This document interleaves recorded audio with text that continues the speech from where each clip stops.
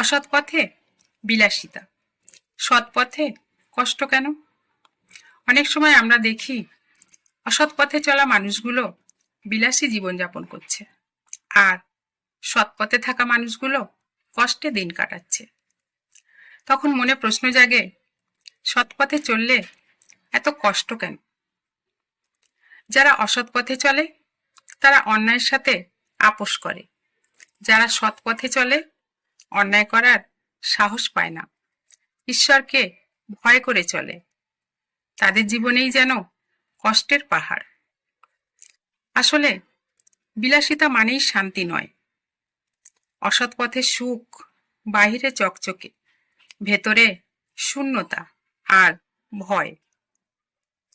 আজ যে হাসে কাল সে ঘুমাতে পারে না, কারণ হারাম কখনো হৃদয়কে শান্তি দেয় না।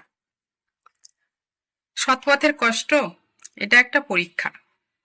আল্লাহ যাকে ভালোবাসেন তাকেই কঠিন পরীক্ষায় ফেলেন, কারণ সৎ মানুষকে আল্লাহ দুনিয়ায় মনের মতো করে তোলেন আর আখেরাতে উপযুক্ত সম্মান দেন। অসৎ পথে প্রাপ্ত বিলাসিতা অল্প সময়ের, কিন্তু সৎপথে সহ্য করা কষ্ট চিরস্থায়ী পুরস্কারের দরজা খুলে দেয়। কেউ যদি মনে করে সে সৎপথে আছে, এটাই তার সবচেয়ে বড় অর্জন। সময় আসবে যেদিন ঈশ্বর নিজ হাতে তার ধৈর্যের প্রতিদান দেবেন, দুনিয়ায় হোক বা আখেরাতে।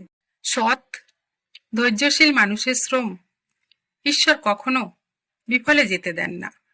গাড়ি বাড়ি সম্পত্তি মৃত্যুর পর কিছুই সঙ্গে যায় না। আত্মীয় স্বজন বন্ধু প্রতিবেশী দুদিন পর নিজের কাজে ব্যস্ত হয়ে পড়ে, কেউ কাউকে মনে রাখে না। মৃত্যুকে ঠেকানোর ক্ষমতা কারো নেই। ডাক আসলে ধনী গরিব, সৎ অসৎ সবাইকে চলে যেতে হয়।